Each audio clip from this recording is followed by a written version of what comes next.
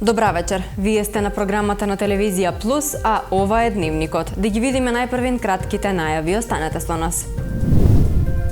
Млад американец оди пеш до Света Гора. Одбележана неделата на грижа за старите лица. Отворена изложбата Фотосалон 2022.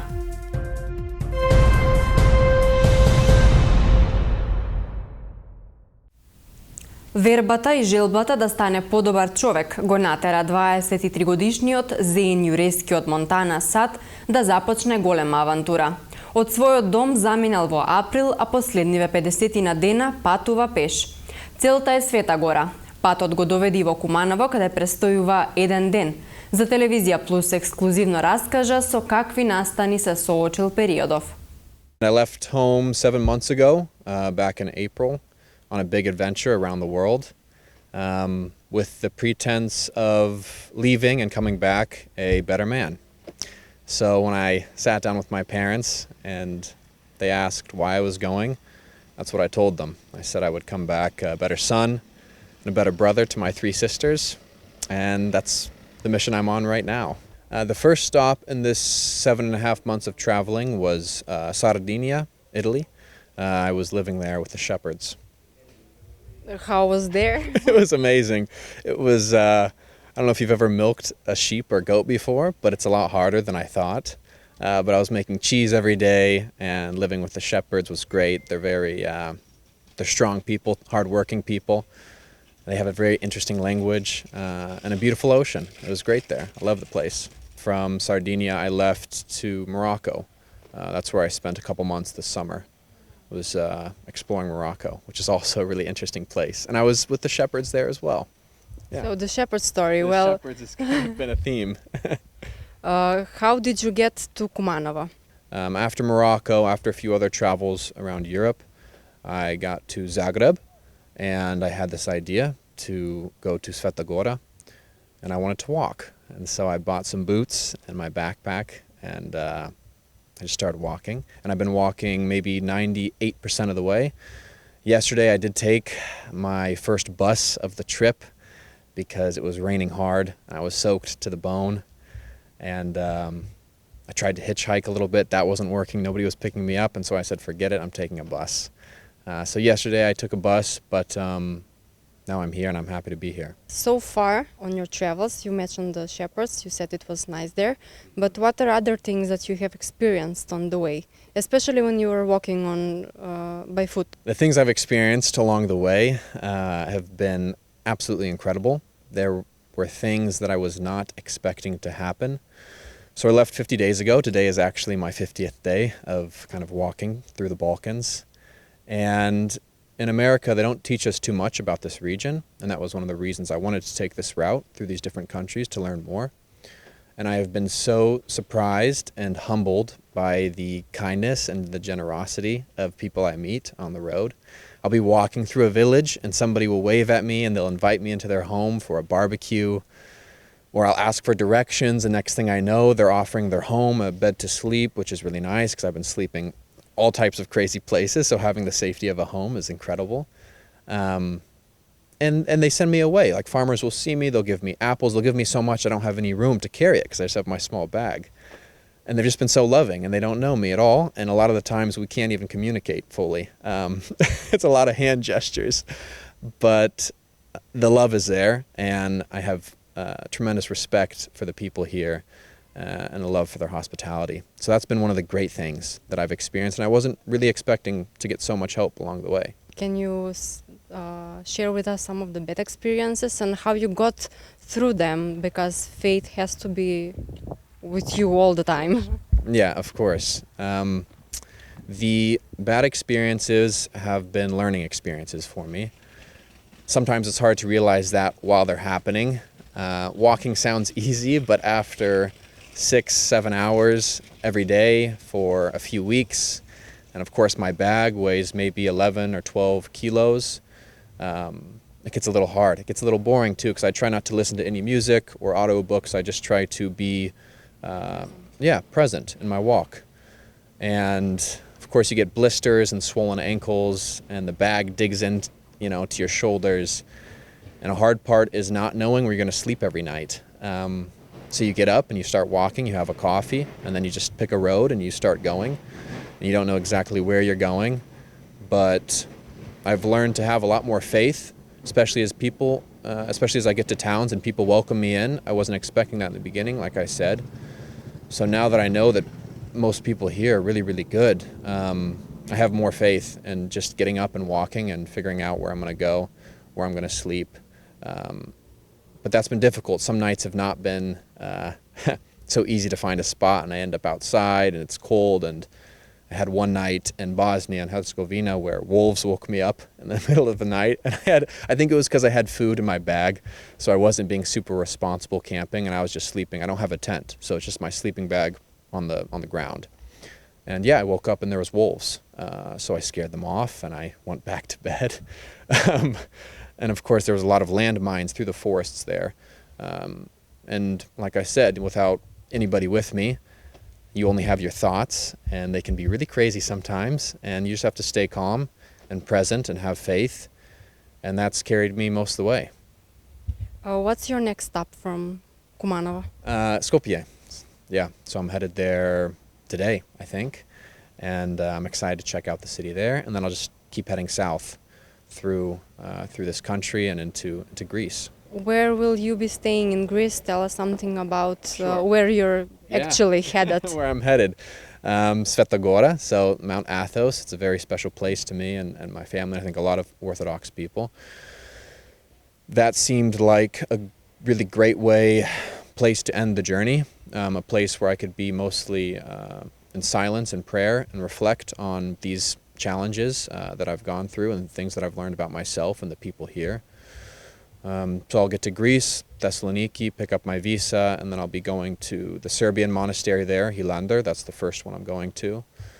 And then I'll be walking across the peninsula to Simone Petra, which is the Russian monastery, and then Gregorio is the last monastery I'll be going to. And I'll have, so far, at least a week to stay there, but I also have no ticket home, so the journey might continue, and I'm not sure where I'll be after that. We wish you the best of luck. May faith be with you in all your life's journey, and maybe we'll meet someday again here in Kumanovo in our TV station. I hope so. Thank you so much. Гимназијата Гоце Делчев изминатиот викенд беше домаќин на регионален надпревар од спелување по француски јазик за основни и средни училишта.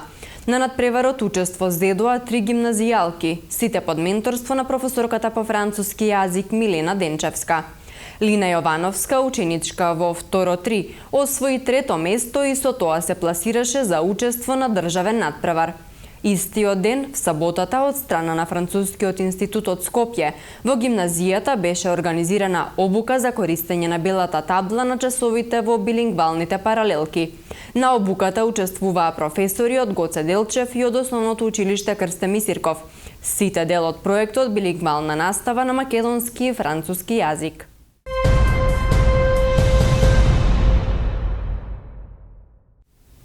Со низа активности, Општинската организација на Црвен крст Куманово активно ја одбележа неделата на грижа за старите лица. Согласно календарот на традиционалните активности на Општинската организација на Црвен крст Куманово од 14 до 20 ноември се одбележа неделата на грижа на старите лица под мотото "Сите сме нивни деца". Во рамки на неделата Општинската организација организираше активности за постарите граѓани со цел да се подигне јавната свест на населението за правата на овие лица и нивната потреба за грижа и помош. Организацијата со своите волонтери и негователи за помош и нега на старите лица реализираше низа активности со корисниците од Домот за стари лица Зафир Сајто, односно мерење на шеќер во крвта и крвен притисок, прошетки во градскиот парк и дружења преку спортски игри, различни услуги. Во соработка со Сдруженијето на пензионери се реализираше и тематска работилница, каде социјален работник од Центарот за социјални работи, како и лекар презентираа теми во кои беа опфатени Законот за социјална заштита, правата од социјална и здравствена заштита, со цел подобрување на нивниот квалитет на живење и здраво старење. На присутните исто така им беше мерен шеќер во крвта, крвен притисок и беше одржано едукативно предавање за здраво старење. Општинската организација на Црвен крст Куманово минатата седмица одржа 7 дисеминацијски работилници, од кои по 2 во основните училишта Наим Фрашери и Ероним Дерада во село Черкези, Рилиндија во село Лојане и една во основното училиште Христијан Карпош во Куманово. На работилниците присуствуваа вкупно 157 ученици и истите имаа можност да се запознаат со мисијата и принципите на меѓународното движење на Црвениот крст и Црвената полумесечина, како и за работата на Општинската организација Куманово и активностите на Клубот на млади.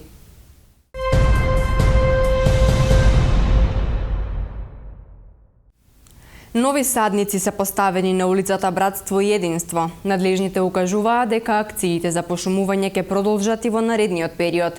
Апелираат до граѓаните да не ги уништуваат. Екипите на јавното предпријатие Чистота и зеленило Куманово садат нов дрворед покрај улицата Братство и Единство во Куманово, соопштија денеска надлежните од предпријатието. Во моментов на локацијата се сади јасен. Садниците не бараат посебни услови за одржување, доста се отпорни и на суша и на мрзнење, добри се за одржување и важно собираат издувни гасови и придонесуваат за почист воздух.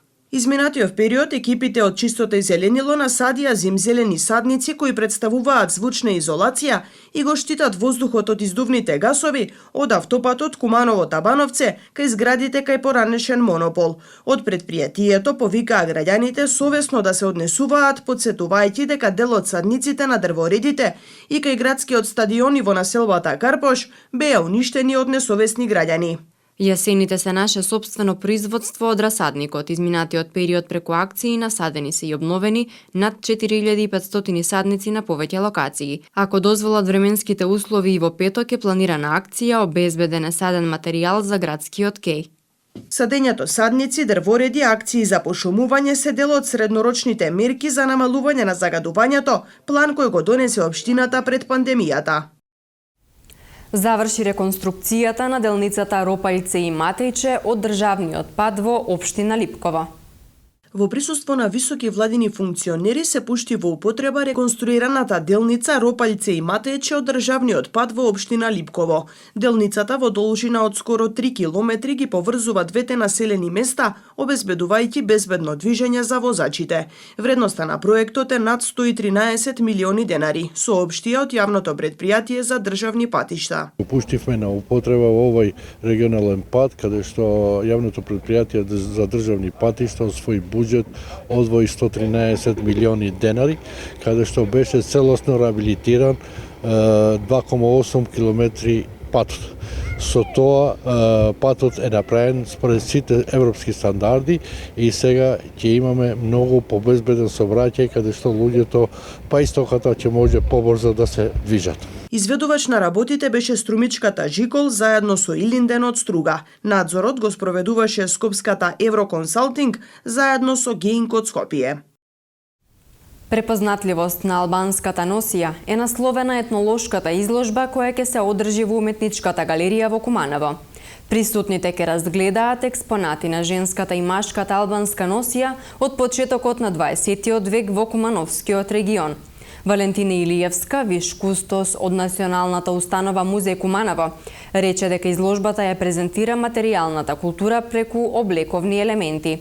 На изложбата работеа и Феријане и Сени, како и Валентина Андрејќ, виш кустос од Музеот во Куманово, и Земилје Биби, моден дизајнер, професор на текстилно-кожарската струка во Перонаков. Присутните ќе разгледаат околу 30 на експонати. Кумановскиот музеј на овој начин го одбележува денот на албанската азбука. Изложбата ќе биде презентирана и наредните денови и ќе биде отворена за сите посетители.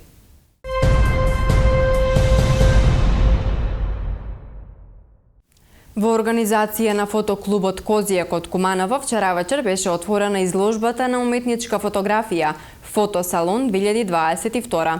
Годинава наградени се 24 фотографии, а учествуваа 94 автори од земјите од Балканот.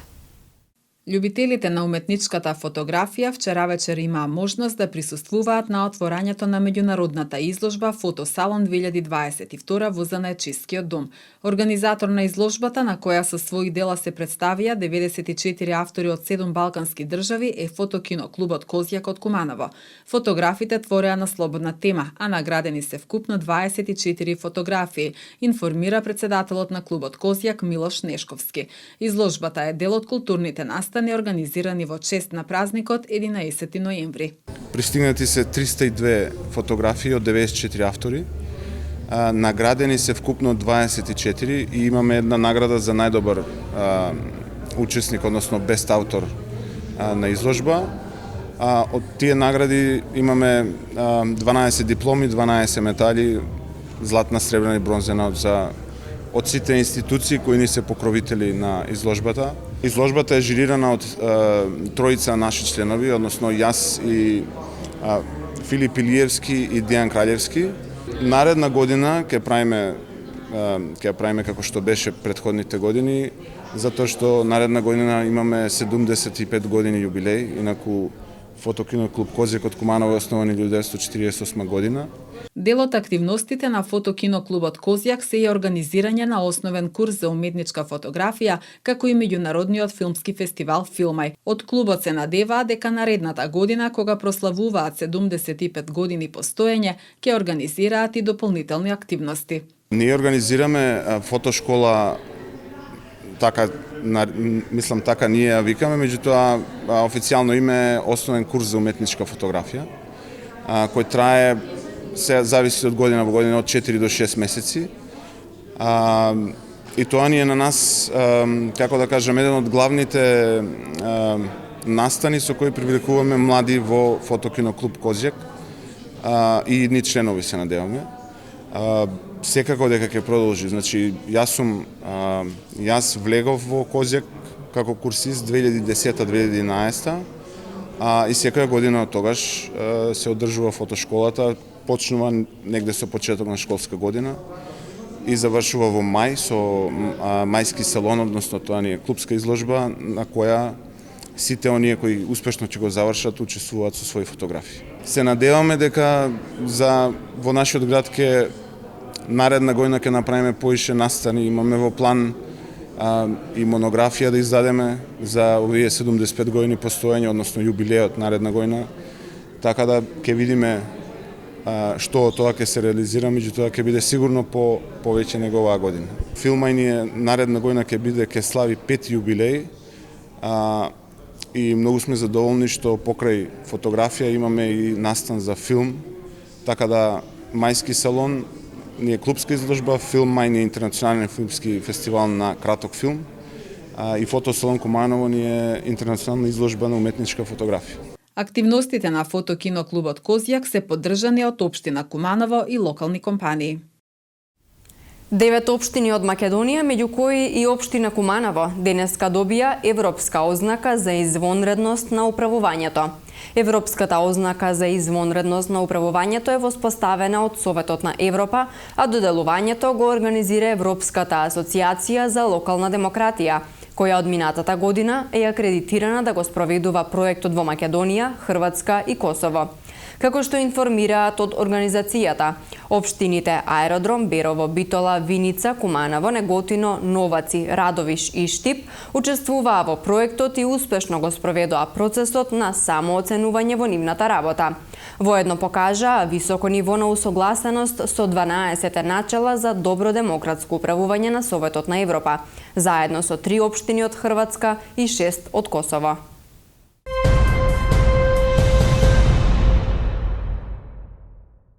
Во продолжение вестите од Македонија, новинар Снежа Петковска. Не се предвидува од 1 јануари идната година да има значително зголемување на цената на електричната енергија, особено не за домакинствата и за малите потрошувачи, информира денеска министерот за економија Кришник Бектеши. Се прават калкулациите за цената на електричната енергија од 1 јануари. Убеден сум дека ќе има намалување за малите потрошувачи и можам да кажам дека тоа е веќе одлучено. Во делот на домакинствата ќе провериме со блок тарифите, во кој од блок тарифите има поголема потреба да се интервенира од страна страна на владата, дали тоа ќе биде втората блок тарифа или третата. За четвртата блок тарифа уште од сега можем да кажам дека ќе бидам за дополнително да се зголеми цената со цел тие што имаат најголема потреба од пониски цени да бидат покриени од тие што нерационално трошат, а со тоа и може да го сноса тој товар, рече Бектеши во одговор на прашање на денешната пресконференција во владата. Потенцира дека веќе се дизајнирани сите мерки што ќе почнат да се спроведуваат од 1 јануари идната година, кои, како што кажа, главно се насочени кон дополнителна поддршка кон граѓаните и кон компаниите кои се на регулиран пазар како мали потрошувачи.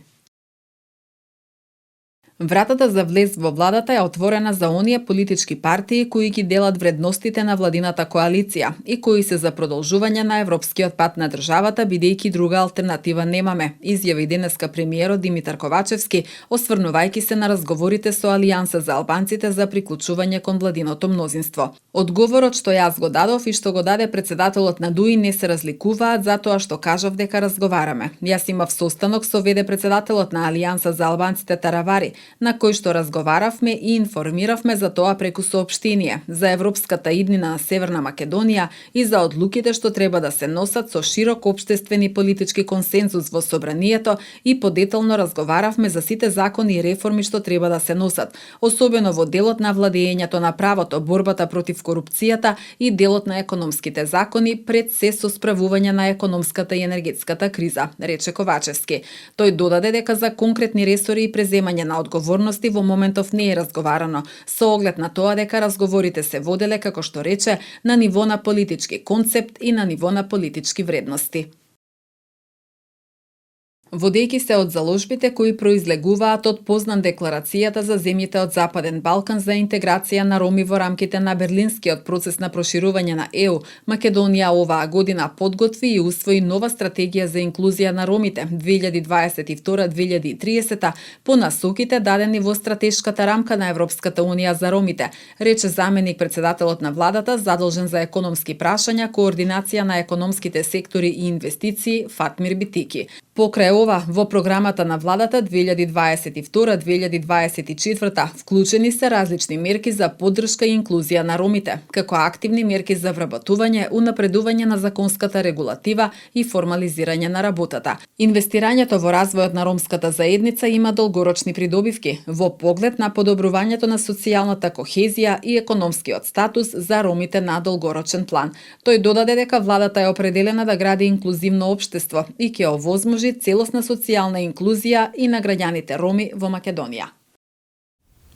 Министерството за внатрешни работи во текот на вчерашниот ден спроведе акциска контрола на територијата на Македонија за санкционирање на возила кои се движат со брзина поголема од дозволената, при што санкционирани се 194 возачи. Од нив 10 возила се движеле со брзина повеќе од 50 км/ч од дозволеното, а 3 возила се движеле со над 70 км/ч повеќе од дозволената брзина. При тоа, 91 возило ја пречекориле брзината во населено место, а 103 надвор од населено место.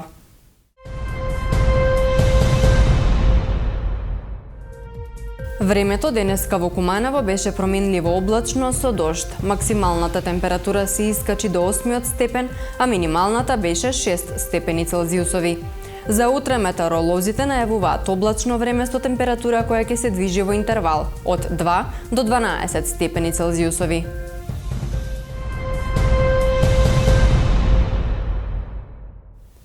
Доколку пропуштивте нешто од Дневникот, може да не следите на нашиот сајт tvplus.mk. Имајте пријатна вечер.